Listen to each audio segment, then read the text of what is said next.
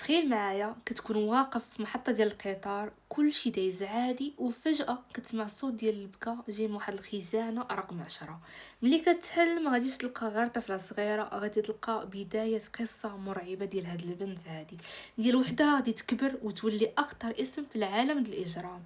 هاد البنت سميتها اليون، تربات وسط المتشردين، ولكن القدر ما خلاهاش تبقى بعيدة، حيت في واحد اللحظة غادي يدخل واحد الضابط اللي كان فاسد سميتو تاك، هو اللي غادي يكون سبب باش تبدل حياتها. ودابا غادي ندير واحد فلاش باك خفيف. في عام 1996 واحد المتشرد كان دايز حتى سمع الصوت ديال شي بنت صغيره كتبكي في الخزانه رقم 10. فاش شافها عزات عليه وقرر انه يربيها معاهم في داك الوسط ديال المتشردين.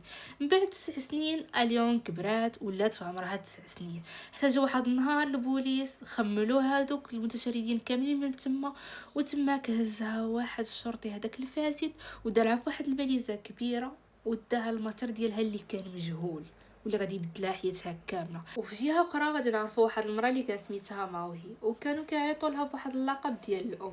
هذه رئيسه عصابه كبيره كتبيع اعضاء البشر، كتتاجر حتى في المخدرات، وكتسلف الفقراء واحد القروض وخصهم ضروري يرجعوا ليها بالفائده، ولا كتقتلهم وكتحيد لهم الاعضاء ديالهم في المقابل هذوك الفلوس. الضابط الفاسد تاك غادي يدخل عندها وجايب معاه داك الصاك اللي كانت مخبيه فيه اليونغ. قال لها بلي غادي يبيع ليها هاد البنت هادي حيت ما عندها حتى شي شهاده ديال ازدياد، لا اسم لا والدين لا حتى شي حاجه، ولقاها غير في الزنقه. بالنسبه ليهم هذه فرصه كبيره باش يقتلوها ويبيعوا الاعضاء ديالها. حل المساعد ديال الام الساك وغادي تلقى تماك اليونغ. هنا الام حنات عليها وخداتها وحطتها مع الدراري الصغار اللي كانوا خدامين متسولين عندها. واحد النهار الام حست بلي دوك الاطفال ما عندهم حتى شي فايده وما كيدخلوش الفلوس اللي باغيه هي.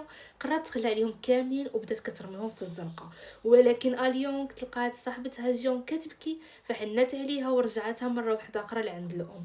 هنا الام فهمت بلي اليونغ واحد البنت اللي ذكيه بزاف، مهما رجعت بوحديتها واخا داوهم لواحد البلاصه بعيده ففهماتها ان خداتها هي وجيونغ ورباتهم وخدماتهم في العصابه. واحد النهار اليونغ شافت واحد الكلب اللي كان مجروح بقى فيها بزاف، ولكن هذيك الام قتلاتو مباشره وقالت ليها الا ما كانش عندك فايده غادي نقتلك بحال هذا الكلب هذا اللي ما بقاش صالح.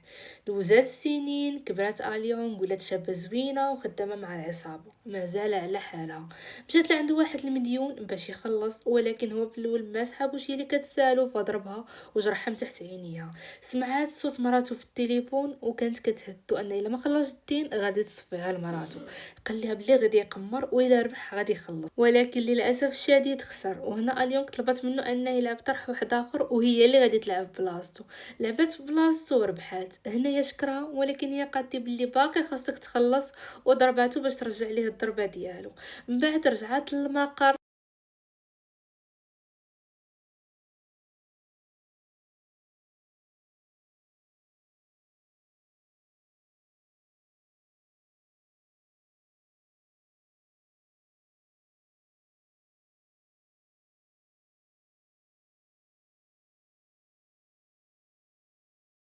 جيون قالت لها بلي راه هرب للفلبين. ديك الساعه الام امرات اليونغ باش تمشي تقتل ولدو هيون باش ياخدوا الاعضاء ديالو ويبيعوها، وهكا الاب راه غادي يخلص الدين. اليونغ نفدات اللي عليها، مشات للعماره وتلقاه واحد الشاب في الاسانسور وقال لها واش طلعي معايا، ولكن هي ما جاوباتوش.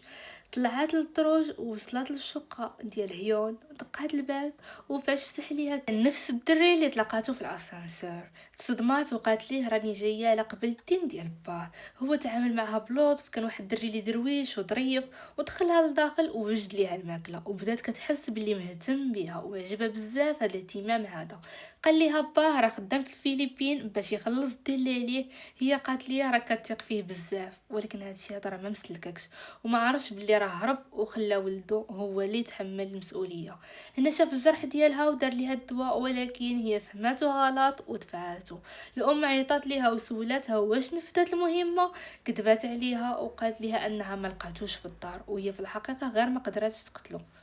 وقالت ليها تمشي تجيب جيونغ من واحد البار لحقاش كانت الحاله ديالها خايبه. خداتها وخرجاتها من تماك وتلاقات مع هذاك اللي كان كيبيع على هذاك البار، وحضراتو باش مره واحده اخرى ما يبقاش يعطي صاحبتها المخدرات، لحقاش هو كان خدام عند الام حتى هو، وخداتها من تماك وخرجاتها. ولا غد ليه اتصلت به يونغ ولكن ما عرضتش عليها ومشات عنده حتى للدار، وفاش دخلت ما لقاتوش تماك.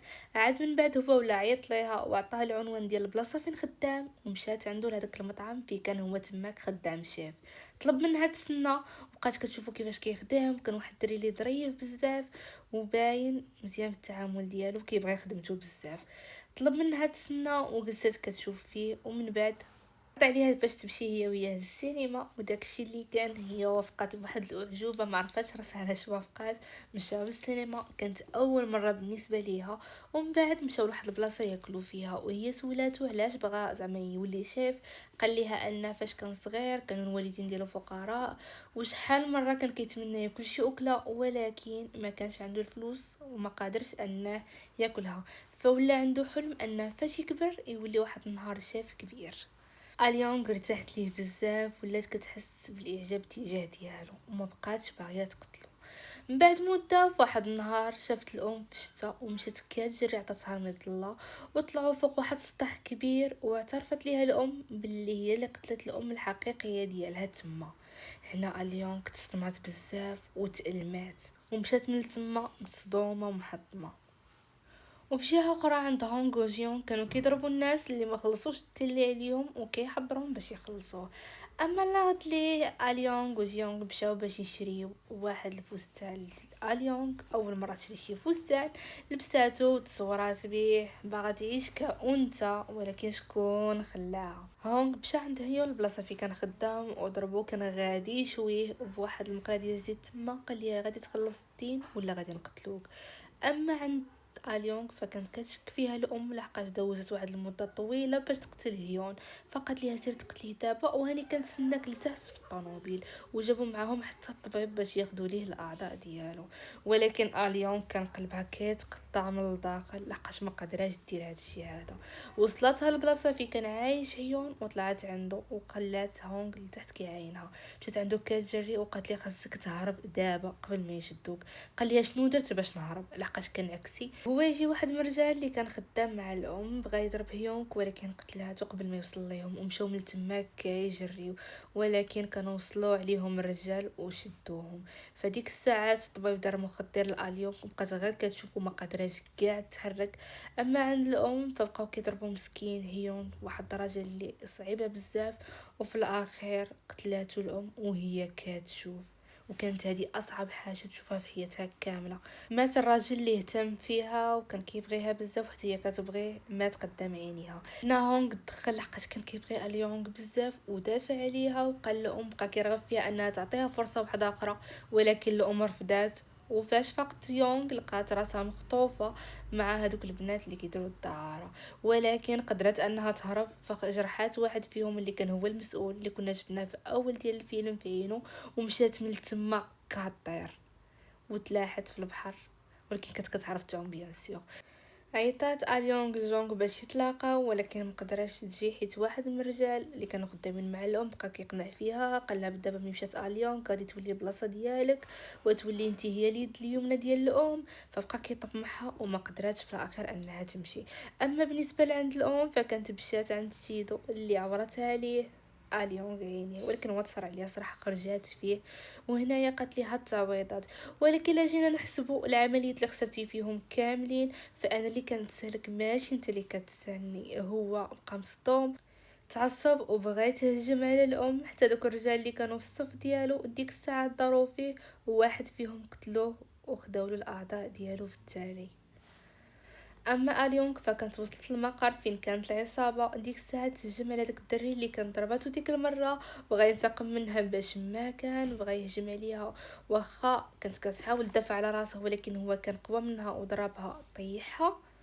ويلا غادي ينزل عليها الراس حتى جا هونغ ونقذها مره واحده اخرى. ولكن هذاك البرهوش كان عنده شي حاجه في يديه، فمسكين دخلو ستيلو في عنقه وقبل ما يموت قتلو.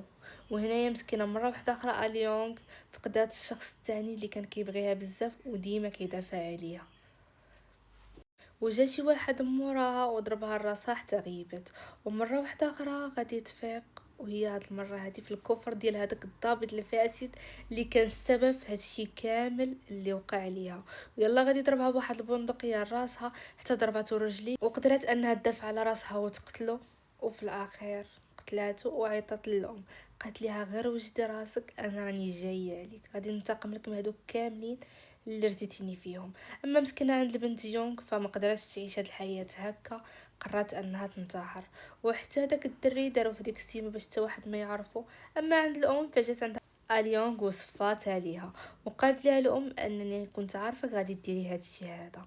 وفي الاخير بعد ما اليونغ خدوا يعني ولات في أعضاء، بلاصه ويونغ الام بعد ما باش راحت تاكل. للأم وهنا وقضت تنتهي عليها القصه وكمان ديالنا. بقت هي الأم نتمنى يعجبكم الملخص، ما تنساوش ديروا لايك واشتراك، ونتلاقاو في ملخص جديد. بسلام عليكم.